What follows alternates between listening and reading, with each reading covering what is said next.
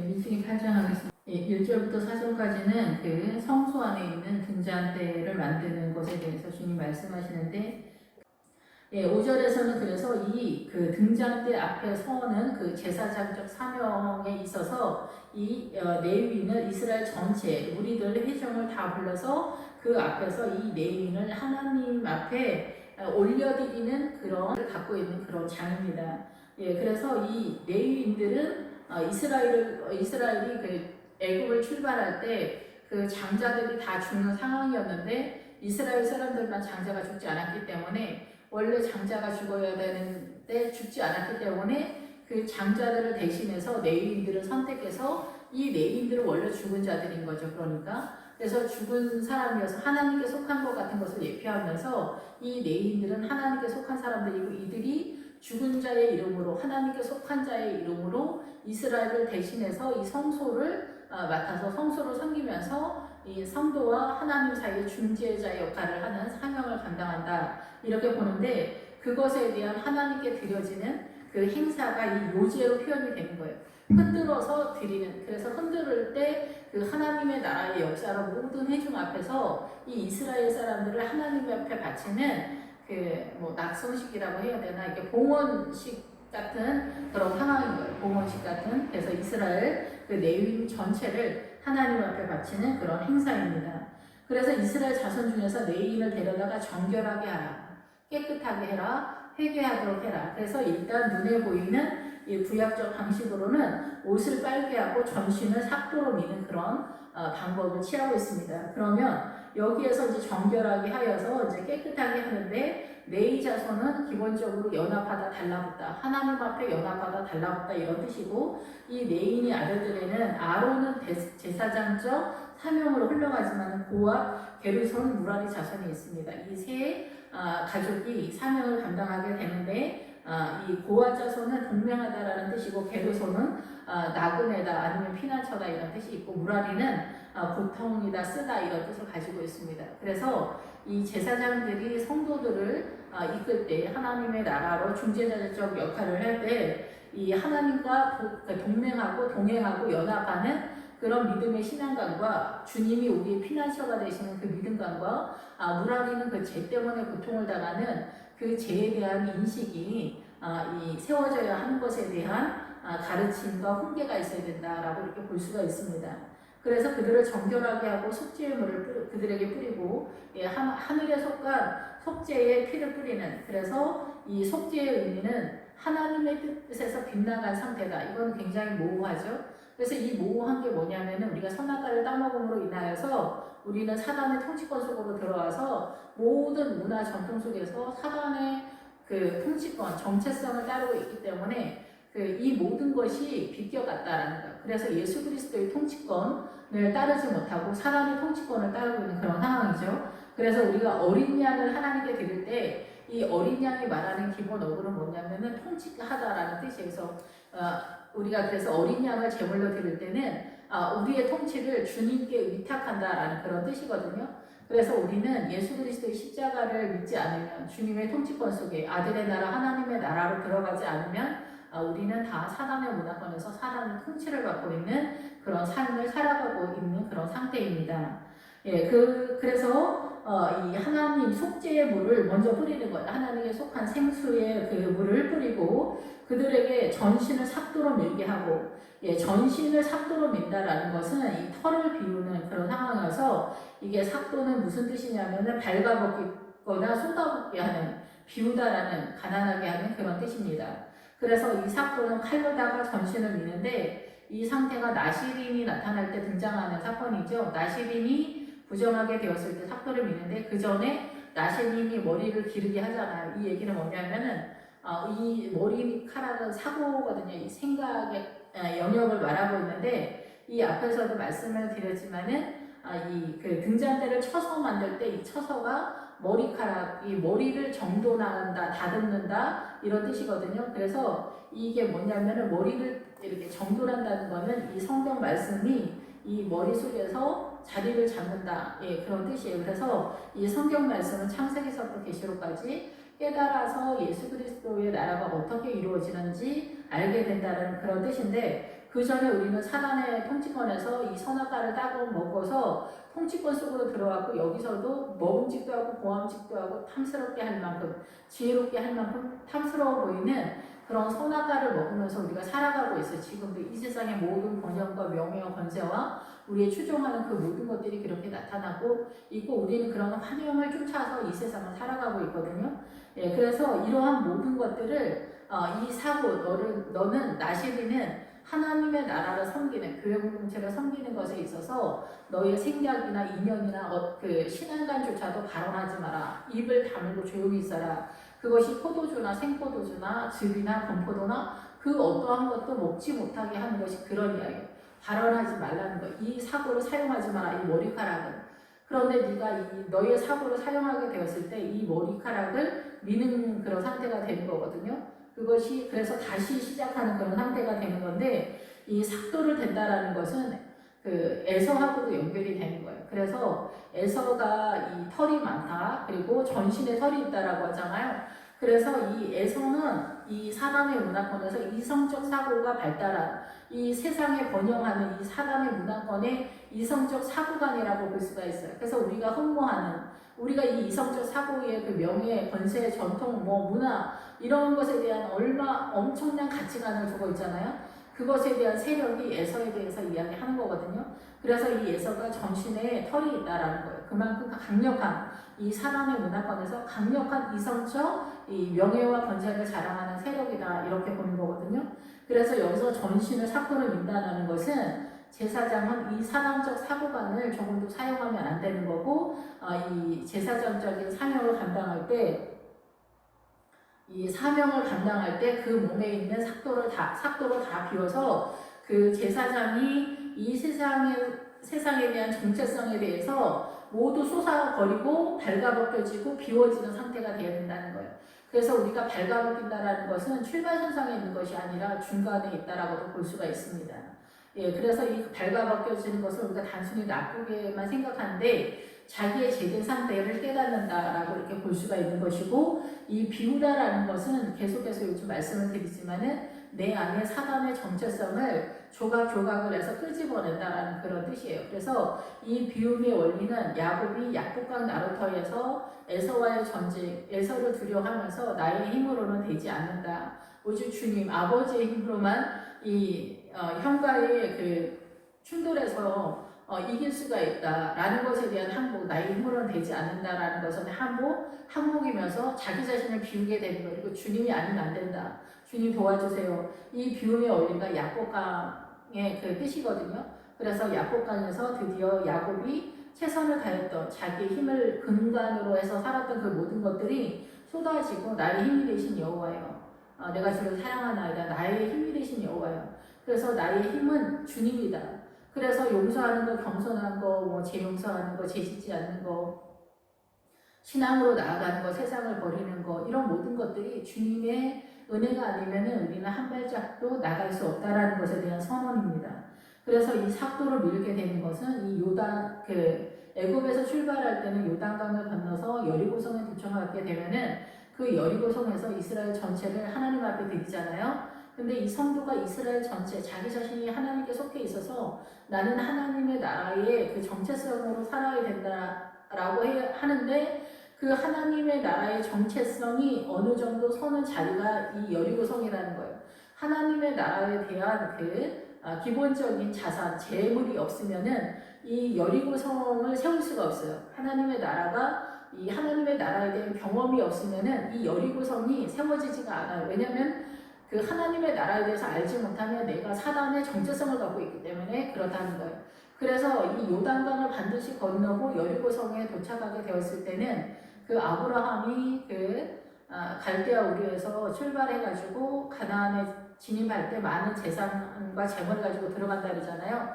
그 재물이 뭐냐면 가나안에 진입할 수밖에 없는 그 신앙관을 갖고 있다. 신앙의 경험들이 있다는 거예요. 그래서 가나안에 들어갈 때는 이렇게 비움의 원리 속에 들어가는 나는 아무것도 할 수 없다.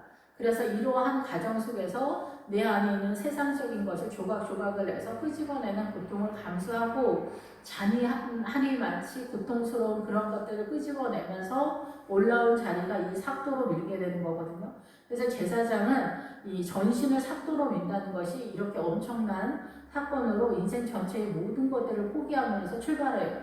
그래서 저도 이제 목회기를 출발할 때 이런저런 것이 있지만은 죽음을 각오하고 내가 죽겠다, 하나님 앞에 죽겠습니다, 이렇게 선언을 하면서 출발을 하거든요.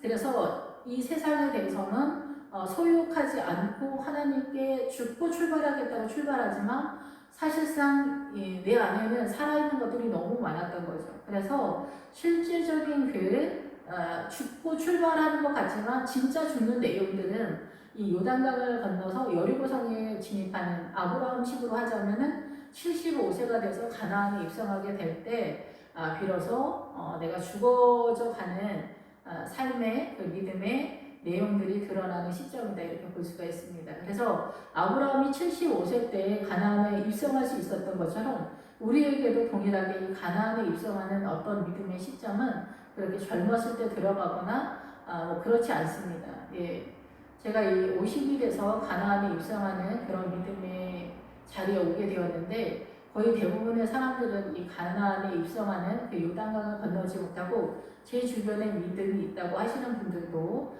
그 세상의 체면이나 뭐 이런 자식 문제나 이런 것에 다 연연해 있고 묶여 있기 때문에 이 요단강을 건너는 것이 굉장히 어렵고, 더더군다나 성경이 말하는 그 의도, 여호수아에서 말하는 그 의도를 깨닫기 전에는 그 길을 알기가 좀 어렵다, 이렇게 생각이 듭니다.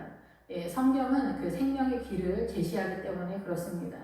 예, 그래서 이 전신을 밀고 빨게 하여, 의복을 빨게 한다. 그래서 자기 삶에 드러나 있는 의복은 드러난 거잖아요. 사건의 이성적 사고에 대한 그거를 이제는 모두 밀고 다시 사용하지 마라. 이 세상적인 이성적 사고, 이 세상의 그 모든 문화 전통의 사고 전체성, 이거 사용하면 안 된다라는 것에 대한 선언입니다. 예, 그리고 의복을 빨아서 몸을 정결하게 하라. 드러난 너의 삶에 대한 모든 것들을 회개하고 정리해야 된다는 거죠. 예, 그러면서 수송아지 한 마리를 번제물로 드리는 그런 상황이 됩니다.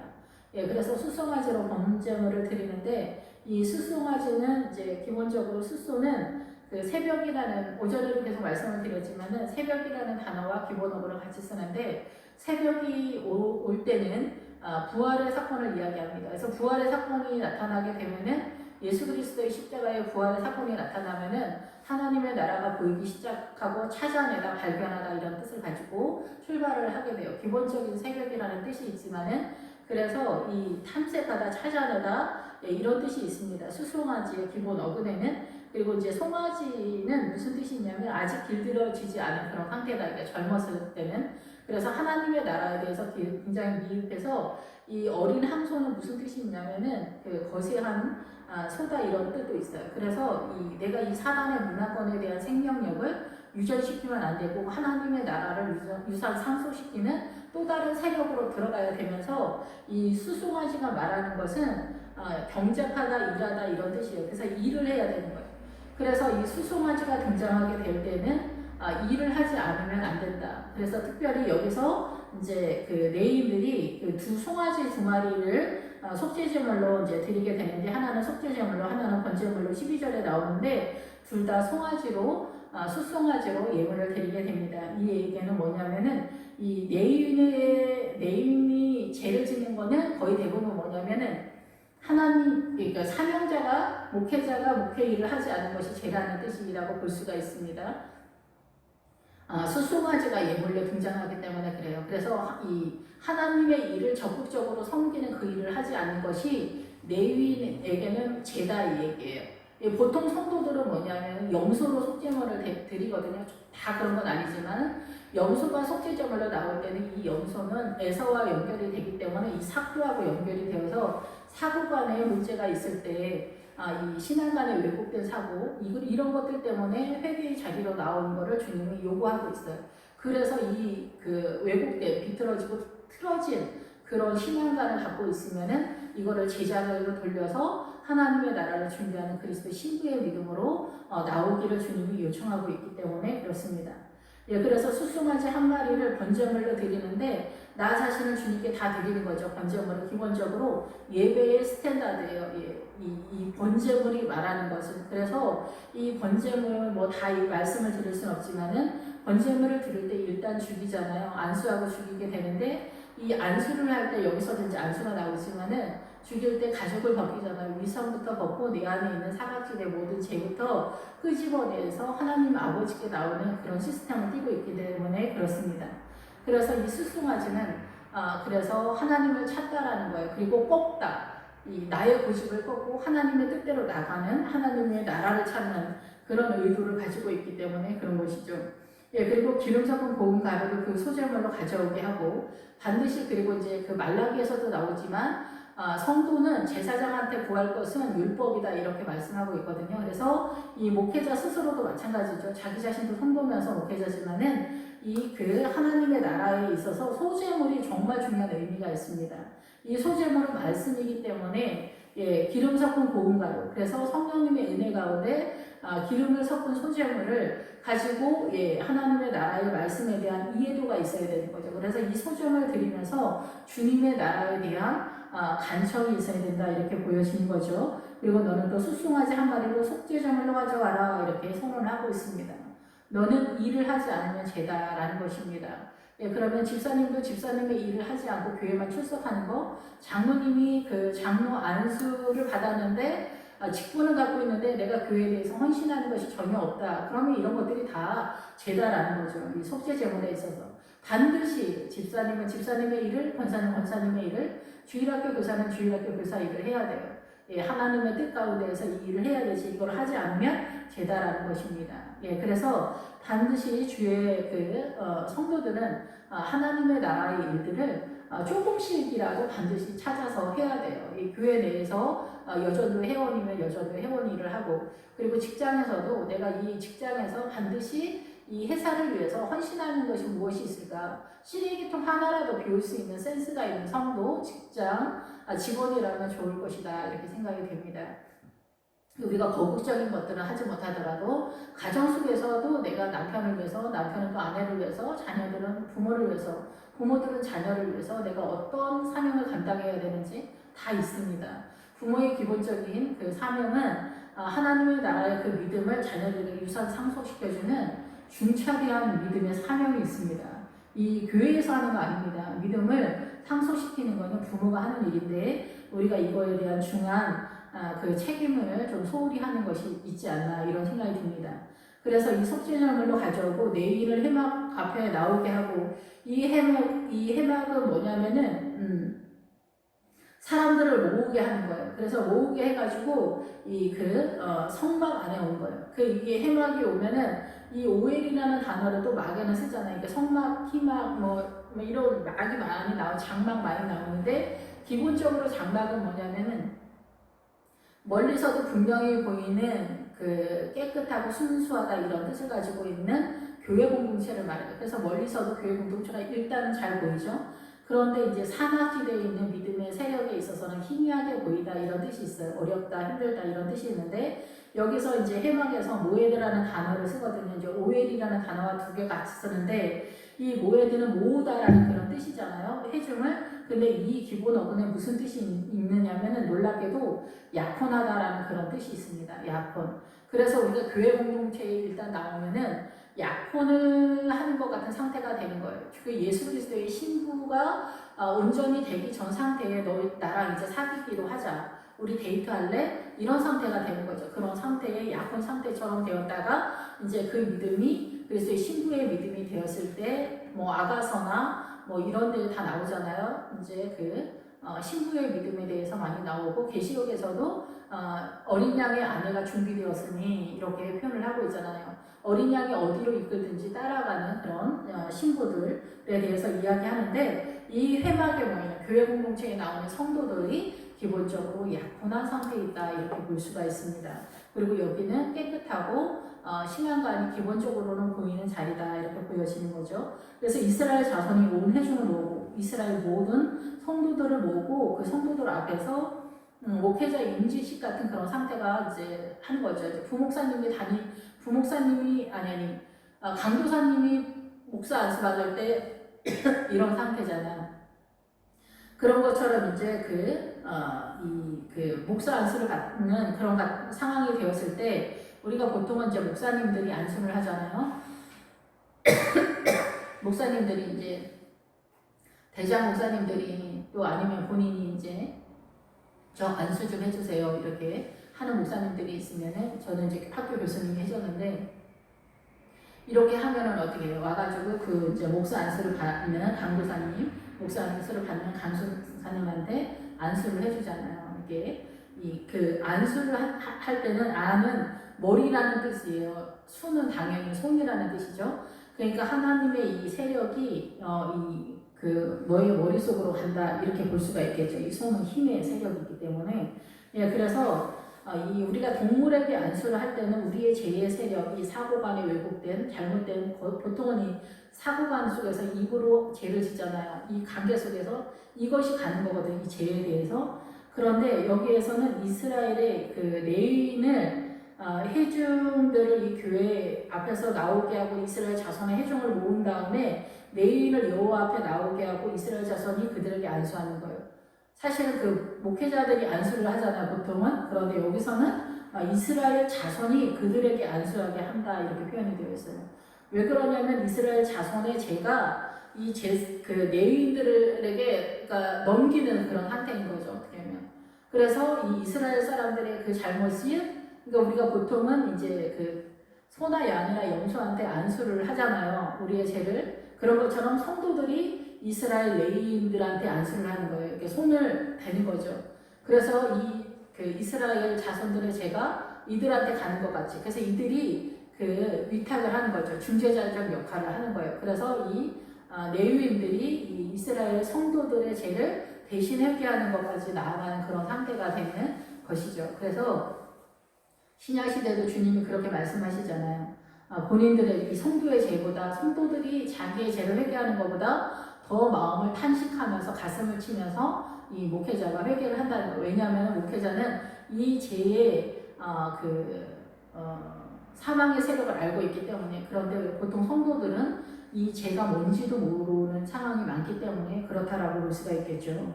예, 그래서 여기서 이제 레위인을 여호와 앞에 나오게 하고 이스라엘 자손이 그들에게 안수하게 한 후에 이스라엘 자손이 먼저 레위인들한테 안수를 하고 손을 대는 거죠. 예, 그래서 본인들의 그 사고의 연약함을 이 레위인들한테 위탁을 하는 그런 상태예요. 예. 아론이 이스라엘 자손을 위하여 레위인을 흔들어 바치는 제물을 여호와 앞에 드릴지니. 그래서 레위인들은 이제 사람을 뭐 흔들어서 바치진 않잖아요. 근데 이 흔들어 바치는 제물처럼 이 이스라엘 그 레위인들을 앞에다 놓고 하나님께 바치는 그런 요제처럼 그렇게 되는 거예요.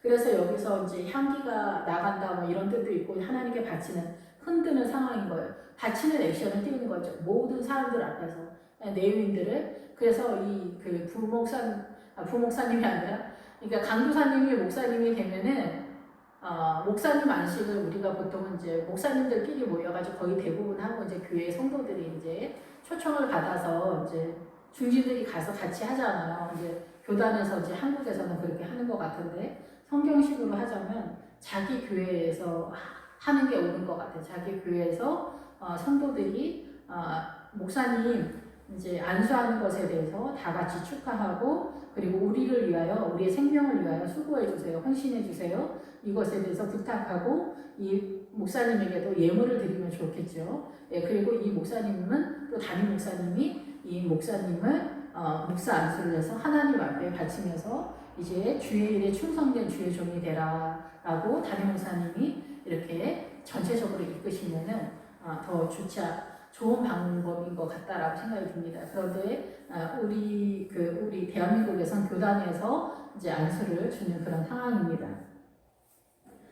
예, 그래서 하나님께 바쳐서 여호와께 봉사하게 하기 위함이다. 그래서 이제 제사장들이 레위인들이 하나님 앞에 이제 일을 하게 되는 거예요. 그래서 이 일에 대해서는 꼭 목회자뿐만이 아니라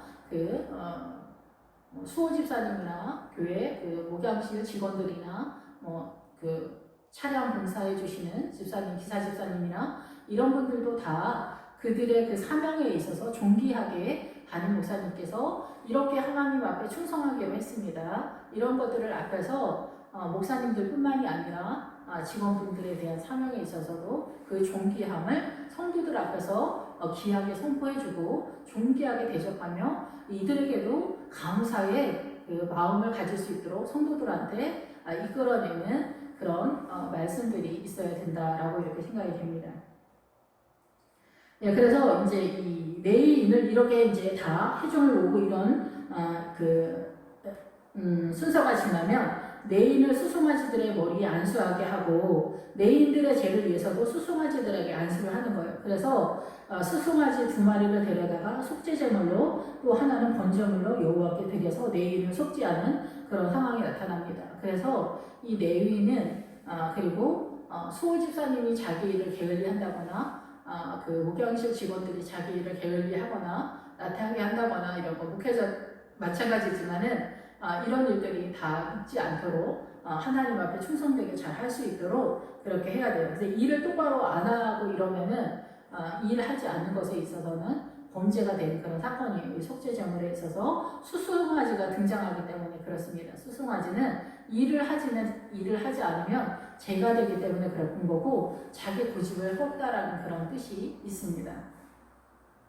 그래서 내일은 아론과 그 아들들 앞에 세워는 그냥 옆에 세워놨다라는 뜻이 아니라 이 교회에 목사님으로 세웁니다. 소집사님으로 세웁니다. 직원으로 세웁니다.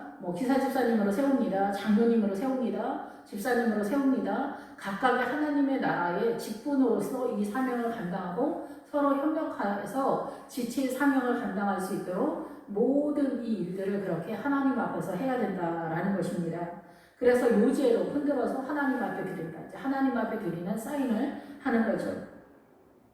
그래서 이스라엘 자손 중에서 내인을 구별하라. 내인은 구별하라는 거예요. 예, 거룩함으로. 그리하면 그들이 내게 속할 것이다. 이러한 형식을 띠게 되었을 때 그 레위인들은 하나님 소속이 된다라고 이렇게 말씀하시는 거죠. 예, 그래서 지금은 이제 십자가 속에서 나라와 제사장으로 기본적인 울타리는 다 세워졌는데 여기서 이제 틀은 이 골격을 띈다라고 볼 수는 있습니다. 예, 그래서 이 앞에서도 말하지만은 이 교회 전체의 다스림은 제사장들이 관할을 합니다. 제사장들이 통제를 합니다. 이런 것들의 그 시스템은 우리가 지금 그렇게 하고 있지만 이런 것에 대한 항복이 있어야 된다라고 이렇게 생각이 듭니다. 내가 그들을 정결하게 하여 요제로 드린 후에 그들이 회막에 들어가서 공사하게 될 것이다. 그래서 이 회막이 기본적으로는 정한 모임이 있는 장소잖아요. 거룩한 장소, 교회 공동체라고 봐야죠. 그럼 이 교회 공동체에 나오는 일반적인 보통의 성도들, 내가 예수 그리스도를 믿는 믿음을 갖고 있는 성도들은 예수 그리스도의 약혼한 상태에 있다 이렇게 볼 수가 있습니다. 남자나 여자나 주님이 우리의 신랑 되시기 때문에 그러죠.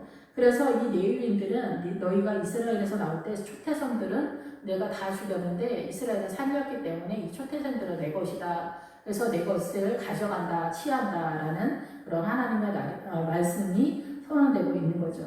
예, 그래서 여기에서 이제 이 레위인들의 그 이스라엘 자손을 대신하여서 봉사한다라는 것은 일하다, 섬기다, 예, 그런 뜻입니다. 그래서 이스라엘 자손을 위하여 속죄하게 하였나니, 예, 19절에 이스라엘 자손이 성소에 가까이 할 때 그들 중에 재앙이 없게 하려 하였습니다. 그래서 이스라엘 자손이 말이 좋아서 이스라엘 자손이고 성도지 사실상 우리는 죄에 노출되어서 상당한 죄인 속에 있기 때문에 그렇습니다. 이 사단의 문화권에서 그래서 우리는 하나님 앞에 제대로 나아갈 수가 없어요. 죄의 형상을 갖고 있기 때문에 그래서 예수님의 십자가 그 전에는 예수님을 이렇게 예표하고 있는 상황이에요. 그러니까 더 열악하죠. 지금 예수님의 십자가가 왔지만 아직도 우리는 예수 그리스도의 십자가에 그리스도의 신부의 믿음이 이르기까지 너무나 부족한 상태에 있기 때문에 나라와 제사장으로 불렀지만은 그 믿음의 내용이 부족하여서 성소에 들어갈 때 예수 그리스도의 성소로 해서 우리 안에 이 구약은 다 모형을 잡아놓은 거예요. 모형 예수 그리스도의 그 형상을 잡아놓은 건데 이 형상을 잡아놓은 이 내용들이 다 이제 우리 안에 들어오는 거예요. 그래서 우리는 지금은 송아지를 예물을 드린다거나 뭐 이런 상황으로 속죄제물을 드린다든가 이렇게 하지 않아요. 다만 이런 것들이 믿음 안에서 내 안에 어떻게 나타나는가를 메시지화하는 거죠.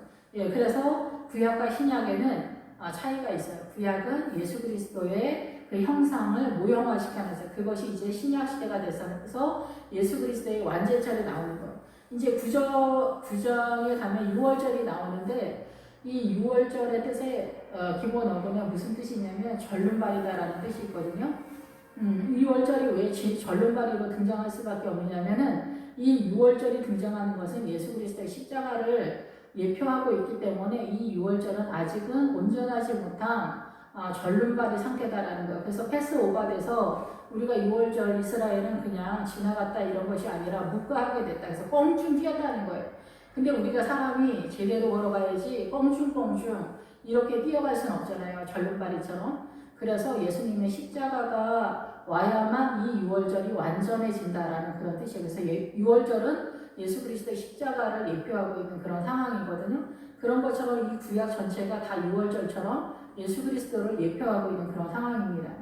그래서 십자가로 이제 완전하게 되었기 때문에 그 예수님의 그 십자가에 대한 믿음이 이 구약의 모형을 통해서 구체적으로 세세하고 면밀히 우리 심령 가운데 믿음으로 세워지는 어린 양의 성전을 세우는 그 믿음으로 요구받고 있는 그런 상황이에요. 그래서 우리가 이런 믿음으로 세워져 갈 때 성소에 들어가게 되는데 재앙이 없게 하려 한다. 이 재앙은 단순히 무슨 일이 안 되는 걸 말하는 것이 아니라 죽게 된다라는 거예요. 살인을 당한다라는 뜻이에요. 사망이 들이닥친다. 그런 상황이 없게 하기 위해서 이렇게 한다는 거예요. 그래서 중간 지점으로 이 레위인들, 목회자들, 레위인들을 통해서 이 성도들이 믿음으로 세우고 이 목회자도 성도이면서 목회자죠. 그래서 자기의 믿음을 이렇게 이 사단의 문화권에서 빼내는 하나님에게서 이끌림을 당해서 빠져나오는 그거를 이게 우리가 그 100km 정도, 100km가 아니라 1km 정도 이 레위는 한 발짝 더 먼저 나간 사람이잖아요. 그래서 900m인가 그런데 그렇게 900m 정도 더 먼저 나간 그 레위인의 발걸음을 이 성도가 따라가는 거예요. 그래서 아가서에서도 네가 길을 알지 못하겠거든 양들이 있는 곳으로 가라고 하거든요. 그래서 제일 먼저 선두에서 걸어가는 목회자의 그 신앙의 발걸음을 따라가면은 크게 이변이 없는 한 구원을 받는 그 자리로 간다라는 것입니다. 예, 그래서 이 레위인들은 이제 스스로 깨끗하게 그들의 옷을 먼저 자원하는 백성이 되는 거죠. 그 목회자들은 그리고 레위인들은 그래서 자원해서 교회 공동체를 섬기는 이런 사람들이 되는 것이죠. 그래서 요제로 하나님께 드리고 그 성도들의 그 죄의 문제를 전담해서 회개하고 함께 가는 그런 상황이에요. 그리고 그들이 바로 세울 수 있도록 유도하는 그런 사명을 맡은 사람이라고 이렇게 볼 수가 있습니다. 24절에 보면 레위는 이같이 할지니 곧 25세 이상으로 회막에 들어가서 복무하고 봉사할 것이다. 기본적으로는 한 20세 정도서부터 출발을 하게 되는데 20세에서부터는 이제 밖에서 이렇게 돕는 역할을 하다가 25세가 되면 이제 좀 더 적극적으로 일을 하게 되고 옛날에는 오래 살지 않았으니까 50세까지 이제 봉사를 하게 됩니다. 이 주의 일을 하게 되고 지금은 이제 거의 70세까지잖아요. 그래서 너무 오래 하는 게 있지 않나 이런 것도 있는데 그거는 이제 본인의 결단에 따라서 이제 목사님들이 미리 이렇게 일을 내려놓는 경우도 있는데 그래서 이제 원로 목사님이 그 교회 뒤에서 돕는 역할을 하잖아요. 여기서도 마찬가지로 형제와 함께 그 일을 시험 봉사를 50세까지 하고 나서 회막에서 돕는 직무를 지킬 것이다. 그래서 원로 목사님들이 그 교회 뒤에서 돕는 것을 하는 것도 잘하는 거라고 이렇게 성경에 나와 있어요. 그러니까 담임 목사님이 섰지만은 그 담임 목사님이 또 아직은 젊은 혈기가 남아 있어서 잘 못할 수도 있거든요. 그럴 때 원로 목사님이 인간적으로 실력 행사를 해서가 아니라 하나님의 나라를 세우는 것에 돕는 세력으로서 이 사명을 감당하는 것도 아름답다라는 거예요. 무조건 내가 그냥 다른 곳으로 이사가거나 아예 빠지는 것이 이 담임 그 원로 목사님이 잘하는 것이라고 인간적으로 생각할 수도 있겠지만은 이 말씀을 따라서 볼 때는 조금 사람들이 싫어할 수도 있고 그러지만은 내가 이 교회를 세워가는 데 있어서 뒤에서 지켜봐주는 사람이 있으면은 우리가 좀 조심스럽기도 하거든요. 예, 그래서 이런 일들을 레위인들이 전체적으로 할 수 있도록 이렇게 하면 좋겠다라는 이렇게 말씀이 이 8장에서 나오고 있습니다. 반드시 등잔 대 앞에서 이 사명을 감당하는 것으로 표현이 되고 있습니다. 이 등불 일을 하는, 이 등불도 일하다, 경작하다 그런 뜻이거든요. 등불 앞에 예수 그리스도의 십자가 앞에서 우리가 이 사명을 감당하는 저와 여러분 모두가 되었으면 좋겠습니다. 기도하겠습니다. 할렐루야. 주님 감사합니다. 늘 부족하고 연약합니다. 아버지, 저희들 맡은 사명에 따라 충성된 청지기들이 될 수 있도록 주님께서 인도하여 주시옵소서. 말씀을 따라 순종하며 나아가는 저희들로 이끌어 주시길 원합니다. 예수님의 이름으로 기도했습니다. 아멘.